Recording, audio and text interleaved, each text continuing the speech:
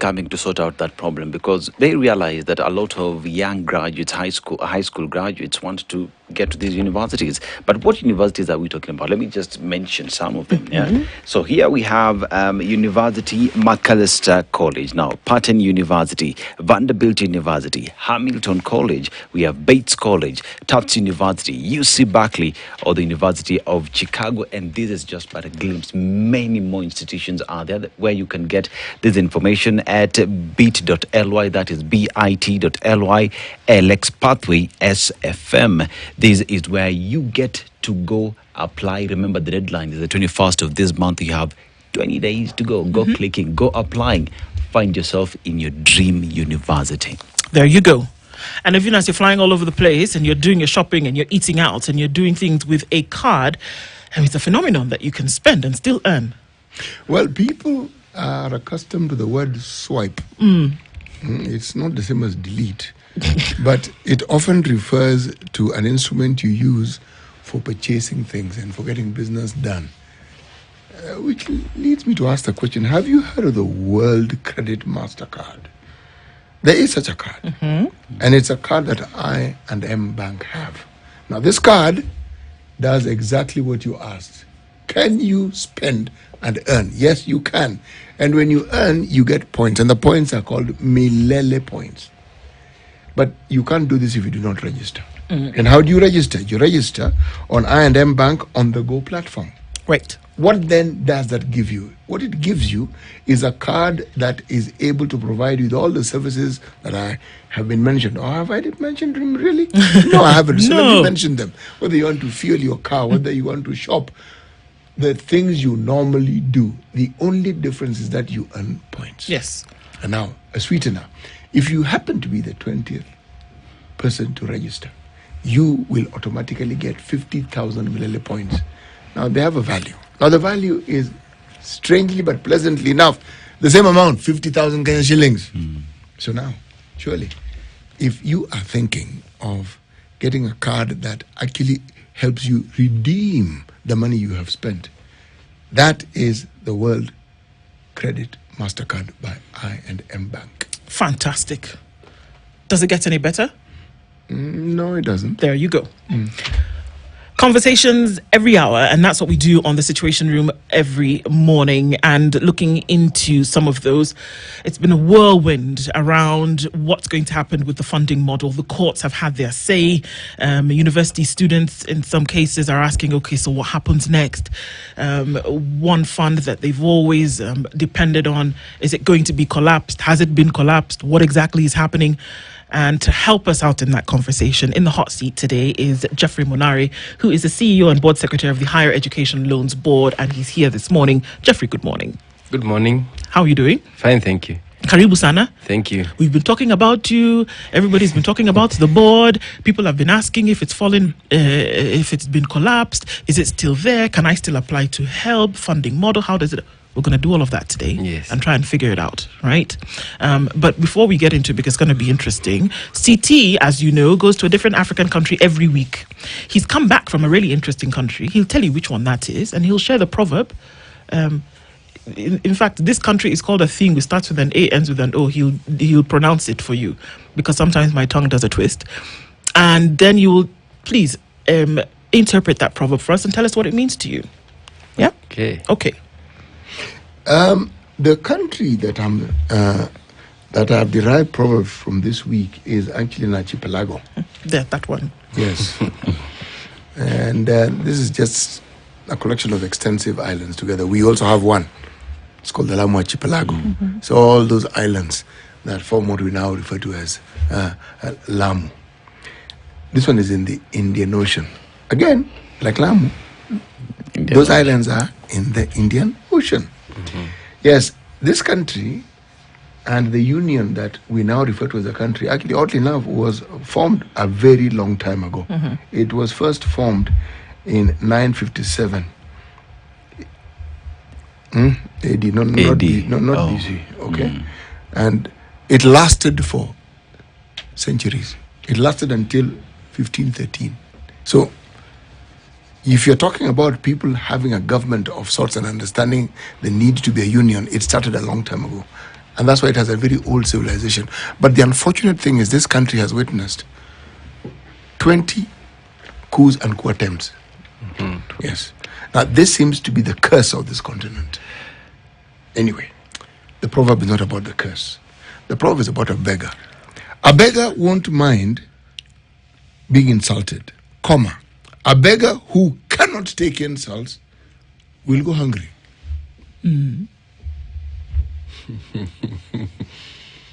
Yeah, that's a very good one. Thank you. See, people appreciate proverbs. For me, it depicts that when you're in need, you should be ready to go through quite a lot so that you can be able to fulfill your desires. Yes. Very simply and aptly put. Thank you. Yeah, absolutely. I love it. You know, you'll take it. You'll take whatever it is, so long as it gets you what you need. You're going to be insulted. You're going to be called whatever. I mean, that can sound manipulative, sure, but, you know, if you have to be in that begging position in order to make you, to really put you in a place of comfortability, even if it's in the short term, you'll do it. Yeah, that's true. And I think it depicts what we are going through on behalf of students. How very appropriate. Yes. Yes. Now, the context you provided is perfect. Yes. And so that is the thing, isn't it? Yeah. That over the last, give or take, 18 months, things have been interesting, to say the least, Jeffrey, and we would like to hear from you at the position in which you sit. That HELB for the longest time has been a board whereby students who are in university are able to apply. They're able to apply for funds that will go towards tuition, that will go towards their upkeep, that will go towards accommodation while studying at university. And it has helped hundreds of thousands of students over the years. But I believe HELB came into being, decades ago, right? And it has helped for the longest time. Now, 2022 brought about a different kind of dispensation whereby a funding model was then introduced after the Presidential Working Party went around the country and said, okay, look, these are some of the challenges that we are seeing. How do we fix them? A funding model was then introduced and then brought into question what was then going to happen to HELB, which had really, like I said, helped so many students across levels year on year to essentially fund their university education. So now with the new funding model, which for all intents and purposes, for a lot of people, we still don't really get how it works and what goes where. What does that do for HELB? And many people who have been crying, bring HELB back the way it used to be and let us just deal with that. Please give us a situation report of exactly what is going on and where does this all stand at the moment. Thank you. I just want to give a background of where we are. HELB was established by an act of parliament in 1995. It inherited all the loans that the government of Kenya had given from 1975-76 financial year. And to date, HELB has given 1,788,442 Kenyans money to go through university and TVET colleges. I am one of those people. Yes. And the total amount that HELB has spent is 179.1 billion Kenya shillings. And as we speak to date, there are 756,946 students who are benefiting, who are still in university, and they are being supported with 45.5 billion Kenya shillings. And 133.6 billion has already matured for repayment. So, on 3rd of May 2023, we got into a new funding model. The aim of this new funding model was to ensure that we moved from funding students based on equality and we moved towards equity of funding students. Because we all understand we are not the same. Even as we sit here today, people have got different financial needs and financial muscle. So we implemented this funding model in the first year, and we were able to fund 112,000 students, amounting to about 28 billion Kenya shillings, successfully. And these students went through their first year. When we moved to the second year, we started experiencing challenges, and immediately after the Gen Z movement, then there was a demand that we needed to review the model. Sorry, Jeffrey, just for clarification purposes, when you talk about the first year, this was the first year after the new funding model was developed? Yes. So 28 billion shillings to 112,000 students, and this is across the country, Yes. who received money after having applied under the new funding model. Yes. Okay. These were the first years. So we moved now to, the first years moved to second year, and we had another cohort applying for first year. That was last year.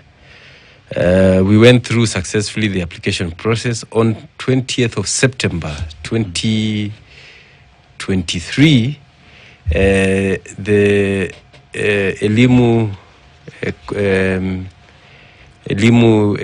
Bora went to court together with the Students' Caucus and the Kenya Human Rights to challenge the new funding model, that it was unconstitutional. And on 20th of December 2024, the High Court ruled that the model was unconstitutional. So we went to the Court of Appeal, and last week on 26th of March, we were given a reprieve to continue implementing the new model. But with the conditions that we should be ensure that we have a robust appeal mechanism where the students who are aggrieved can be able to appeal. And that is a process that we are undergoing right now. On today's paper, we have put up a notice. We were advised that we should be able to undertake public participation, and we are going to undertake that between now and 4th of April. So that we can ensure that we receive views from the students, so that we can be able to improve the appeal process. So to date, in this financial year, I want to say that we are funding 707,000 students, 659, amounting to 46.5 billion. And we have been able to disburse to 648,017 students. Total amount of loans that we have disbursed to them is 33.1 billion. And scholarships, we have also been able to disburse 12.8 billion to 218,671 students in this financial year alone. Yes. So this is under the new funding model. Yes. Is the new funding model then operated exclusively by HELB? Is it? No, it isn't. There are other parties. We fund the loan component is funded by HELB. Yes. And the scholarship component is funded by the university's fund. And together we now have the new funding model. So you come together into the new funding model. So the talk of collapse of HELB is not a collapse of HELB. It is that the university's fund plus HELB have come together under the new funding model. Right. Now, under HELB, which used to fund needy students exclusively before this new funding model, what was the process of then applying for assistance? How would you do it? Would I write a letter? Would I send an email? Would I go to the office and say, I'm a first year psychology major and I need, because my family cannot? How would I apply and get funding? There was an application form and an application process whereby you had to apply. Initially, it was a physical form, but over the years, we were able to transit to an online form where a student fills in details of the parents, the school they went to, how they were paying their fees, what is the income of the parents, so that you can be evaluated using the means testing instrument, and then you are awarded the loan. That is the same process that was transited to the new funding model. And that is how we have been funding students since the implementation of the new funding model, using the MTI. And I know that there have been people who have raised issues that it is not very accurate. And the president had this and was able to form a committee which has been looking at how do we improve the MTI, so that in future it can be able to identify students appropriately and fund them as per their level of need. Because previously, the scholarship component that we are speaking about was not being means tested. If you were admitted to the university, what it meant is that all the students were being given a scholarship, then called a grant, based on the same on an equal amount. So there was no means testing on that component. But in the new funding model, the scholarship and the loan is means tested, so that you can be able to award based on the level of need. I don't understand. Yes. So the help loan, what does it do, and what does the scholarship do? The scholarship is free. It's money you will not pay the government, and it is based on the program that you are undertaking. At undergraduate or postgraduate? At undergraduate level. So there are people who actually get money which they don't have to pay? Yes, the scholarship is actually free, and the most needy get up to 70% scholarship and 25% loan, and the household is expected to pay 5%. So the government pays for you 70%, and you'll never pay that back again. The only thing you have to pay is the 25% loan that the Higher Education Loans Board gives a student. All right. So, Monari, there has been a problem when the new funding model came in. There is the mean testing that every student had to undergo before they would access these funds, and now there has been a problem with the banding. Those who feel as though they are in the wrong band, which was the bond of contention with Elimubora, who went in court, and even now, as you say, you have formed a body. The president has formed a body that will look into all this. Just what exactly are the nitty-gritties when it comes to this mean testing and bonding that Kenyans have a problem with? I think what we have seen is that most Kenyans expect that they were going to be banded at the highest level, that is band 1, 2, and 3. In fact, the feedback that we have received from the students is that we had 5 bands. That is band 1, 2, 3, 4, 5. Band 1, you were to get a loan, a scholarship of 70%, loan of 25%. The household pays 5%. Band 2, you get a scholarship of 60%, and then the loan of 30%. Then the household pays 10%. Band 3, you get a scholarship of 50% of the cost of the program, 30% loan, and the household then pays 20%. Band 3, 40% scholarship, 30% you get a loan, and then the household will pay 30%.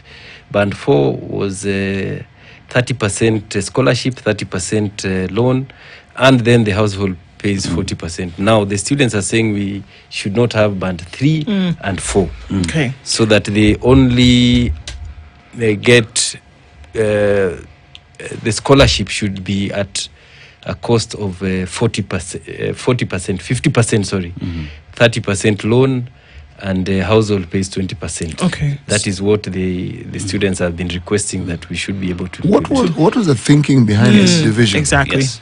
The thinking is that everyone is not the same. We were initially, and I said that we were funding students based on equality. Provided you get a C+ and above and you apply, You'll get a loan. you will get a loan. Even if you don't apply, you will still get a grant or scholarship. Before you were not even required to apply. So it meant that provided you get a C+ and you report to any university that you have been admitted, then automatically the government was expected. Okay. Yes. So what changes now? Because Now- essentially, what are we saying? That if previously, and this is going to take some time because there are thousands of people who want to understand what is going on. If previously I needed a C+ and an application and I could get a loan and I needed it, it was able to pay for me to go to university. And, we're talking about some significant amounts. People were able to get money to pay for their entire education and graduate and finish and then start paying it back when they worked. We're not taking away from the merit. But if that worked, right, are we now saying that under the new model, that it's possible that folks maybe who applied and were of a different dispensation economically, maybe lower on the totem pole, then could be getting more money, and that those who were higher on the totem pole economically would get less money? Is that what we're saying? Yes. Okay. Yes. Now, even the assumption is that if somebody comes from a home whereby both parents are working, they have 2.5 bathrooms, they own their home, they're in a mortgage, the assumption is that they can afford to go to university. But we also know that times have changed economically. And so one wonders, are all of these things taken into consideration? So what we're saying is that we want to balance it out, equity, so that people who don't have an opportunity at all, don't have an option, then are considered for more in terms of funding. And the assumption is that people who show you by certain things that they could afford something, then will get less money. How much more is taken into consideration about this person who you see to maybe have more? How then does this change anything that was done before? Because it could be the individual who works on their own and maybe void of their parents' contribution. How are all of those things taken into consideration? We are considering the background of this student because most of these students have just turned 18, so they don't have their own income. So what we are looking at is how is the household income and how can they be able to support education of this student. Therefore, we look at their economic status. Are the parents employed? Which schools did these students attend? And when they were in school, how did they pay for the fees? Okay. Because there are many students who also we are aware who go to good schools but are sponsored. Yes. Therefore, a student is expected to reveal this information during application that I was able to attend these schools and I was sponsored. Did you attend a private primary school? We all know that many Kenyans do struggle to take children to private schools. Yes. And then in future so that they can go to national schools. That we are aware of. But are they able to support these children then? We look at the background and do they have fees arrears? When they go to the secondary school, how do they pay the fees? Do they have any fees arrears? And how much fees were they paying? If you look at the old funding model, the universities were asking for 16,000 Kenya shillings since 1990. Every year. If you look at the value of 16,000 in 1990 and the value of 16,000 to date, it's not the same. Hence, it is not the same.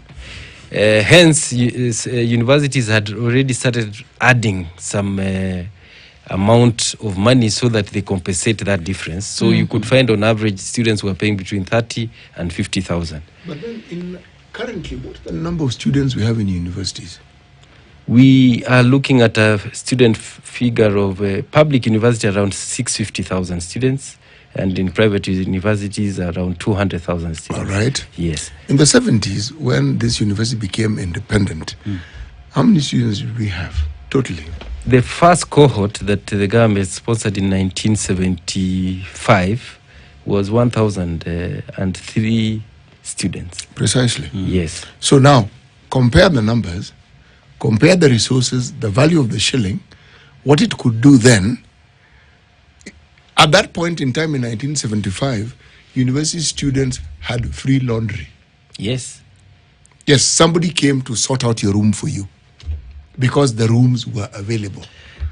City, you lived in good times. I joined in 1978. And Your laundry? Wow. yes, I'm talking about the 1975 ones. Yeah. In 1978, we got boom. Yes. Food was provided for. The loan was automatic. I'm simply saying the numbers were few. That's why I asked the question. Yes. So it was very affordable. Yes. Somewhere along the line, we didn't plan for this bubble burst that we now have. 650,000 in public. Yes. And then they are private. Then they are private. There was one university. How many universities do we have now? We now have 78 universities. So it's a completely different landscape. Yes. And it's good you've brought to that discussion. Look at the KCSE students who got C+ and above. Last year was 246,000.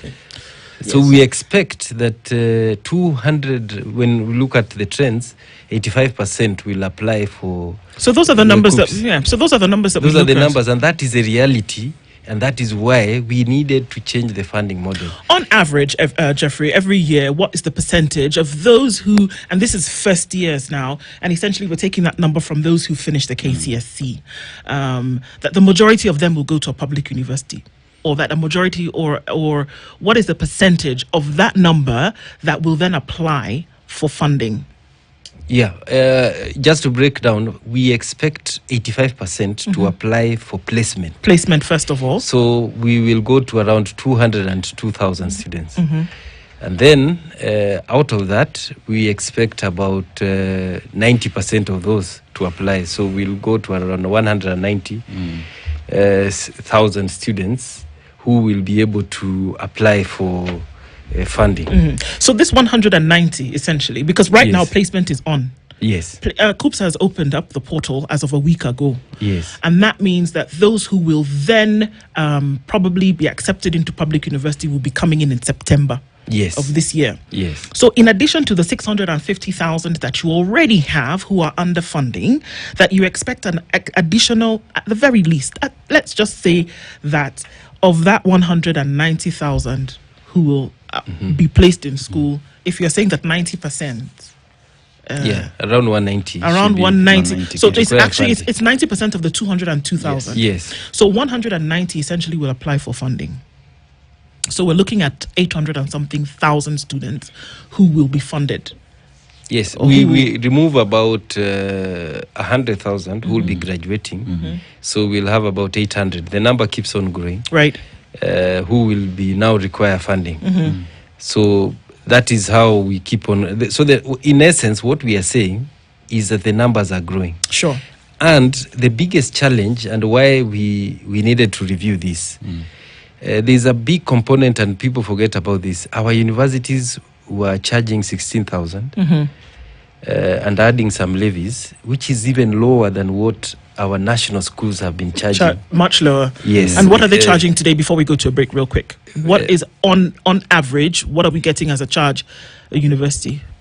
We currently are looking at about, depending on, is it under the, we still have a cohort. Sure, but looking at 16,000, essentially what happened, if we look at what happened in the last year, and this was before the election of 2022, is that we're looking at about a doubling, almost tripling of that amount. From this 16,000 went to about 48,000. Yes. Right? However, remember the most needy students are paying as low as 3,000 students. That's 40,000 is per year.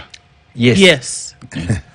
48,000 is per And year. you can see where sustainability issues are coming in, because we were living a lie as a country, saying that you can fund a university student and expect that student to go through quality education at that amount. We're going at the 40,000. Yeah, Yeah. we're going to a break. We but I are have going to on say- to a break. But let me just say this.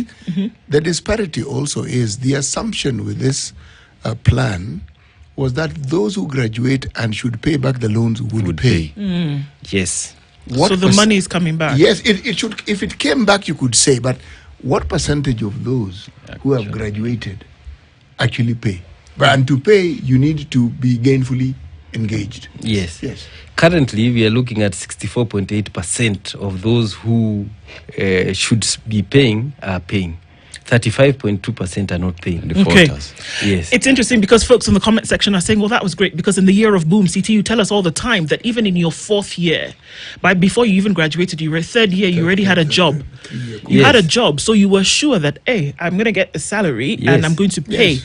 The times have changed. Times have Jeffrey. changed. Current students, as you rightly say, there's economic challenges. Yes. Number two, there's underemployment. Yeah. There's graduates who are earning as little as 6,000. If that. Yes, if and there's also a high unemployment. We have done a study, and an average graduate now takes 5 years to get gainful employment. Okay, so let's look into that when we come back from the break and say, okay, so then how are we going to do this thing? Yes. Jeffrey Munare is the CEO, Board Secretary of the Higher Education Loans Board, and we're having a question today about sustaining this higher education funding model. It is 23 minutes to 9. We'll be back right after this.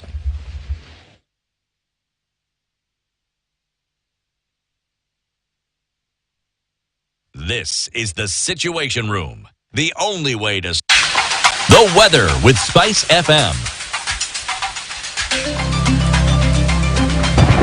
Cloudy conditions in Nairobi, 17 degrees, and at 16 it is partly sunny in Nakuru with sunny conditions at 17 into Nyeri, 17 and sunny in Eldoret, while Mombasa at 29 is sunny, Malindi at 30 is sunny as well, 24 and sunny into Kisumu with sunny conditions at 21 in Kampala, in Kakamega. Kampala is sunny at 20, while Dar es Salaam continues with heavy rain at 24, 16 and sunny in Johannesburg, while Mogadishu at 30 is sunny, and Addis Ababa at 16 is sunny. Mostly cloudy at 28 in Lagos, with rain continuing in Kinshasa at 23.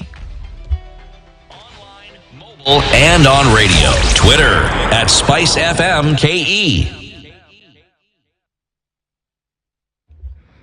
So traffic is still heavy in most parts of the city this morning as you come off the Thika Superhighway. Our guest today is a multi-award winning lifestyle content creator. How big is your space? The house is a 2-bedroom, so it's a duplex. So we have the bedrooms at the top, and then in the bottom we have the other stuff like the living room and the kitchen.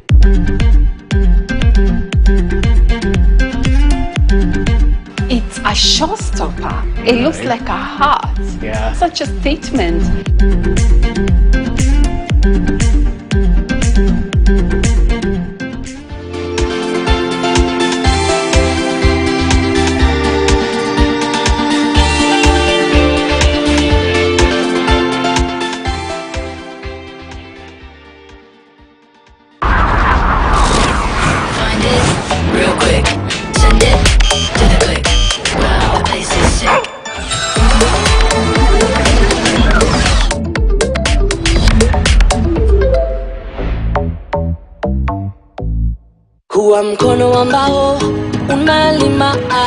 Kenya thrives on agriculture and it's very fruitful. From the highlands that we grow our coffee and tea all the way to the resilient northeastern part with our livestock, and not forgetting the breadbasket in the Rift Valley.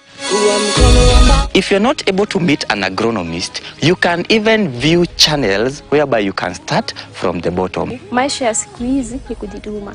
Hakuna haja kwenda kutafuta kazi na kazi yenyewe iko hapa kwa mchanga. At Farm Kenya, we celebrate those who make it happen.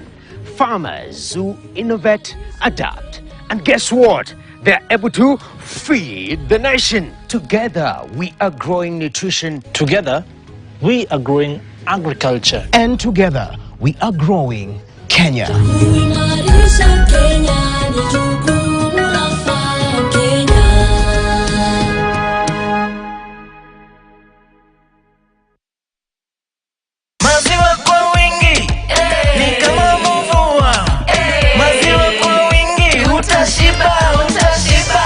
Shiba, Utashiba, Fugo Calf Starter Pellets, Calf Grow Pencils, Heifer Grow, Dairy Milk Plus, and Maxi Milk Plus, products of Unga Farm Care.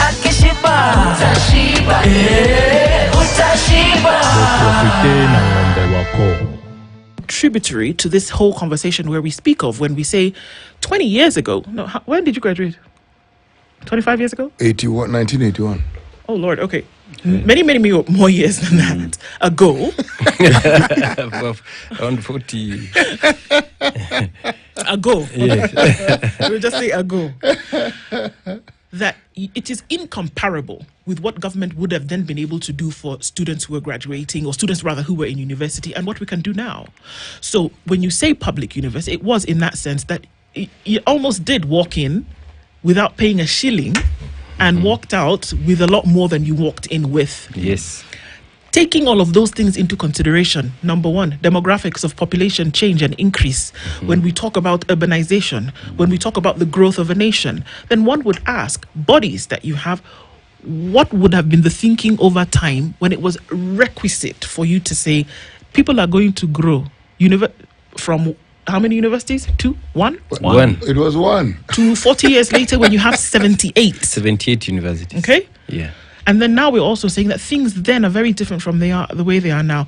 How would then HELB be or now let's talk about the model, the funding model, how will it be viable with these other economic situations, what they are today, whereby the average years that it takes for someone leaving university today to get a job that's sustainable is 5 years.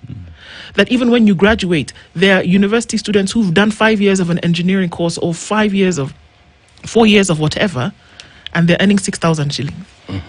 How is it sustainable? Really, honestly, is it sustainable, this? That is something that we have been grappling with, and I can tell you it is not sustainable based on, and that's why we had to change the model. Based on the old funding model, it was not sustainable. There is a component that we need to add. Remember, the universities had accumulated debt of up to 75 billion. And that is why I'm saying it was not sustainable. And that is why we needed to review the model from funding based on equality to equity. Because the old model was funding, assuming everyone is the same, and we are not the same.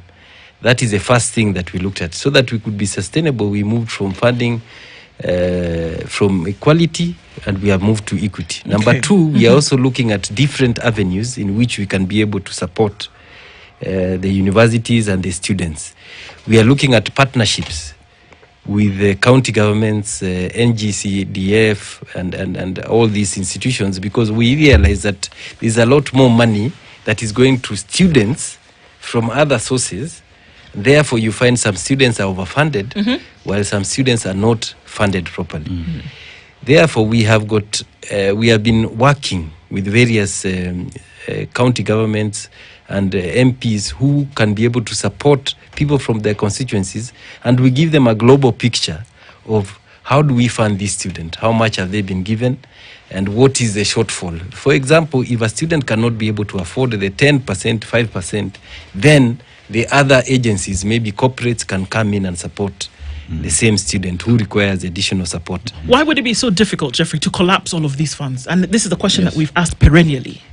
You can President's Fund. There's a President's Fund. President's Fund, NGCDF, Bursary, County, members of. There's another one. Women Rep. Women Rep has a fund. Under other funds, there's a loan. What's the problem with now collapsing it into what you have that's almost federal in nature, where there's this one big kitty, and everybody then is now able to apply from there? Because then that erases this problem that you talk about of overfunding on one end of the spectrum and underfunding on the other side. Why would that be so difficult? That is the ideal situation, and that is what we are pushing to have. However, we need support of legislation so that we can collapse all the others. However, even if we are to collapse, we need to find a way in which the same money that is coming from a certain constituency can be able to fund people from that constituency. We are not saying that we are collapsing so that money that was meant to come from, let's say, Langata constituency or any other constituency, be it goes to Mavoko, for example. Yes, Mavoko. That money should still be able to support students from that constituency. And that is what we are saying should be able to give the comfort to the legislators or anyone that we are not taking away that money to give to somebody else from somewhere else.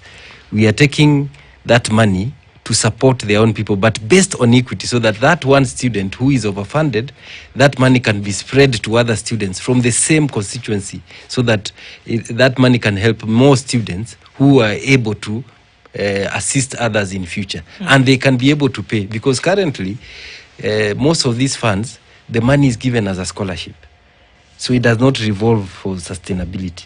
What we are saying is that give that money to the Higher Education Loans Board, so that in future these students, because you are not the same person you went in when you entered university. Sure. When you graduate, your income, the chances of you getting an income is much higher. That idea of yours has been a proponent of that idea for a very long time. Yes, that is the best way to go. Very long time. I opposed it myself. Yes. But now that you present it the way you do, it makes sense. Yes. It makes perfect sense, because you then would actually have a handle on what is available at one time for the services that you need to provide. Yes. So you agree with me? You know, now I do. I guess my thinking then was there are needs that would be known at the local level, and so the money at the local level would do a great deal of good because the needs are known. Whereas that is also true. It doesn't mean that the people who have that need at the local level cannot access this particular fund if it's at that level. Yes. Something that has always confused me, and something which I honestly don't understand. How did the universities accumulate these debts? 75 billion shillings. Yes. Were they not being funded requisite to the needs that they have? Because clearly, with this 75, it means they're also pending bills. How did this, or is that not your purview? And what is, what is the makeup? Is it not because essentially you now sit in the model with the university's fund? Yes, right? I can be able, and I've just left the university's fund. I can explain what happened. The just immediate model we are using required that the government should fund these universities at 80% of the differentiated unit cost, and the government, the student will pay. What is the differentiated unit cost? Previously, all programs were funded at 120,000. All before 2012. Yes. So if you are undertaking engineering, education, architecture, every program was funded at 120,000. However, all these programs did not require that same amount. So we went into the sector went into finding out how much does it cost, for example, to take through a student in medicine. Okay. That is how the differentiated unit cost came about, because you have the cost of the units. Yes, are differentiated per program. Okay. Therefore, a student who undertakes, for example, BA pays 144,000. Medicine was costed at 720,000 under the differentiated unit cost. That is how it came about. The government was expected to pay 80% of this cost. The student was to pay 20%. However, both parties did not fulfill that requirement. Therefore, the highest the government ever paid then was 66%, and it kept on coming down as the years went. What the government kept paying in, just kept coming less. Yes. So the deficit continued growing. Okay. The student who was supposed to pay 20% never even reached that, because they were paying 16,000. Therefore, a student for medicine who was supposed to pay, when the differentiated unit cost 20% of the 720, which is much higher than the 16,000, never paid that amount. So what it means, therefore, is students who enrolled for and were accepted to take subjects whose differentiated cost was higher ought to have been paying higher. Yes.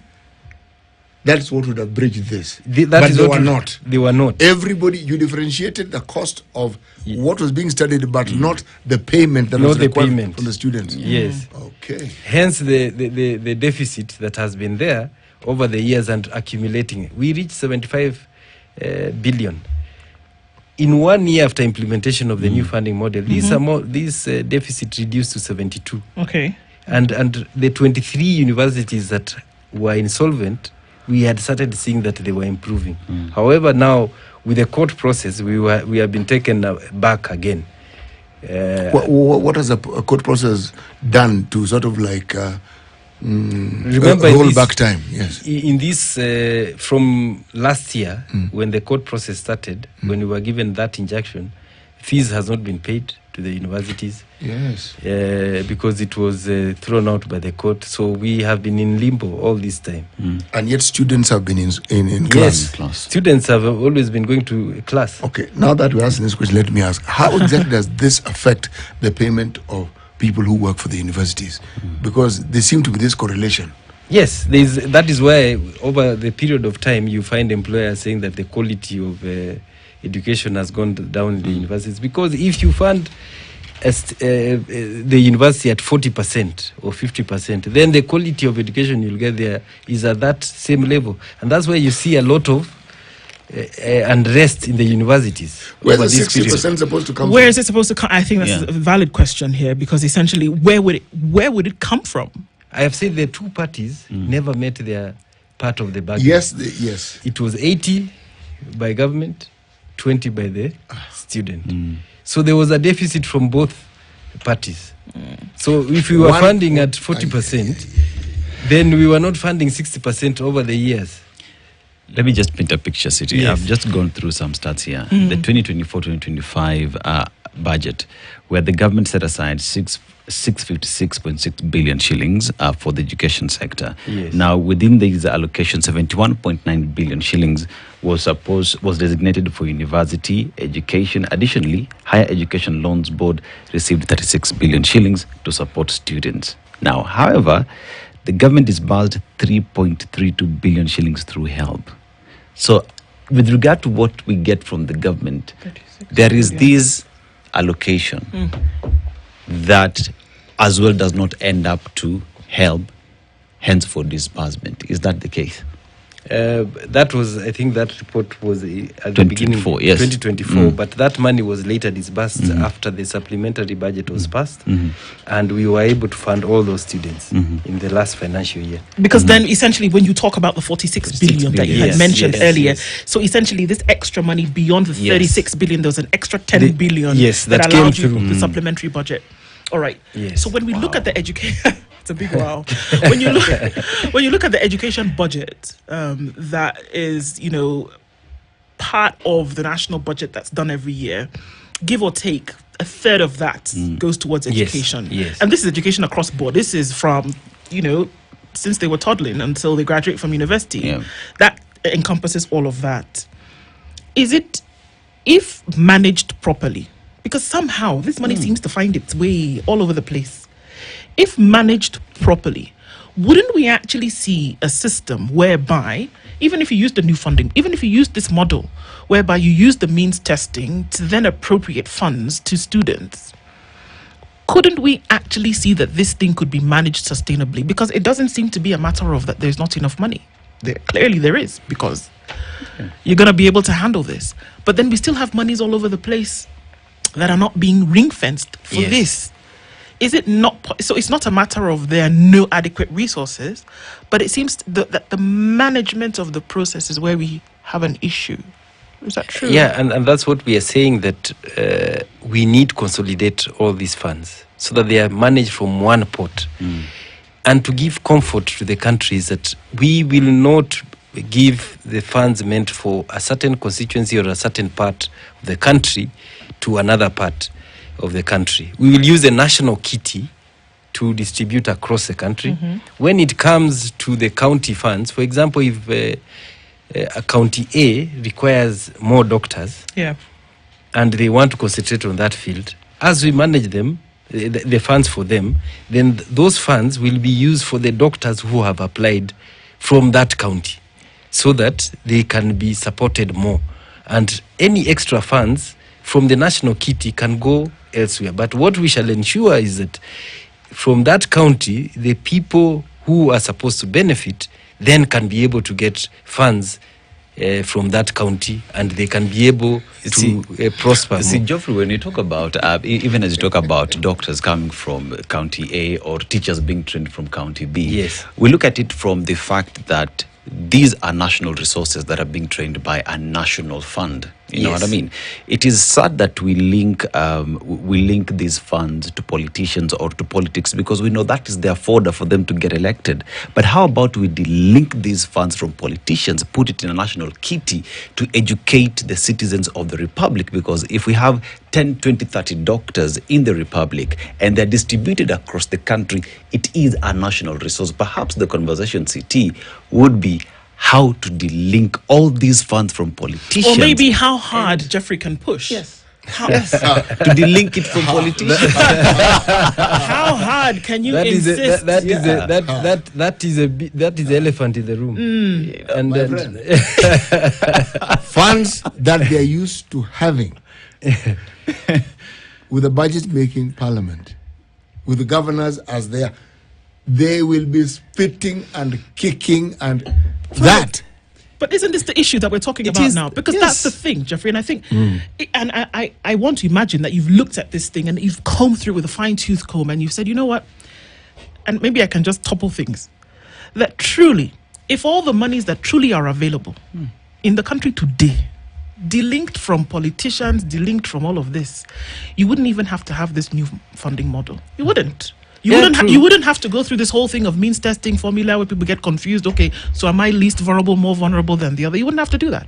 Yeah. If actually it was in one place, and then Jeffrey and his team is making sure that actually it goes where it needs to go, you wouldn't have this puzzle that you have today. And that's why I said that in an ideal situation, but we have to look at other considerations and we have to ensure that we take care of those other interests. Because the essence of our constitution was devolution, not to centralize. It made perfect sense, Bwana Munari.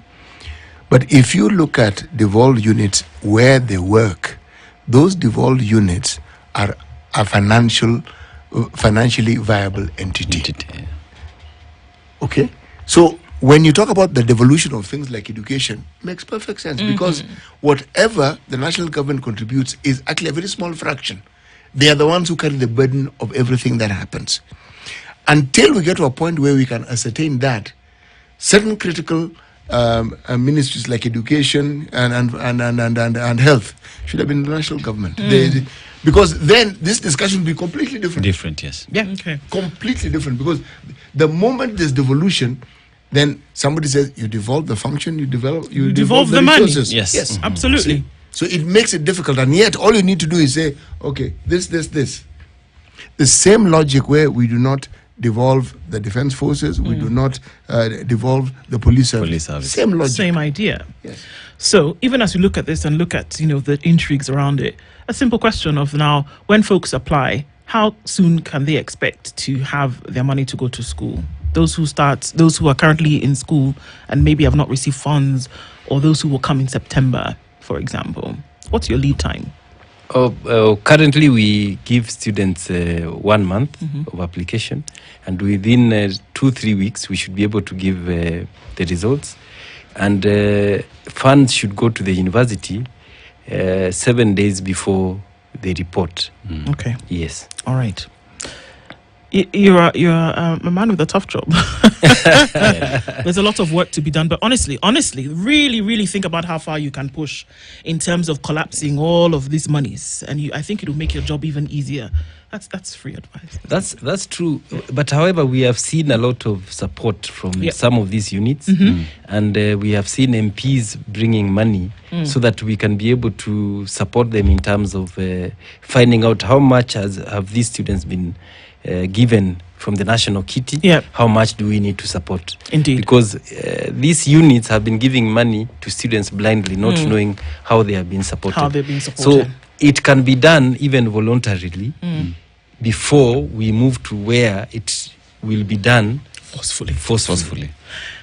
Jeffrey Munari is the CEO and board secretary of the Higher Education Loans Board, has been our guest this hour. A lot to keep looking into, and let's see in a few months what it actually looks like. Asante Sana for being here this morning. Thank you so much. Good morning, 9 a.m.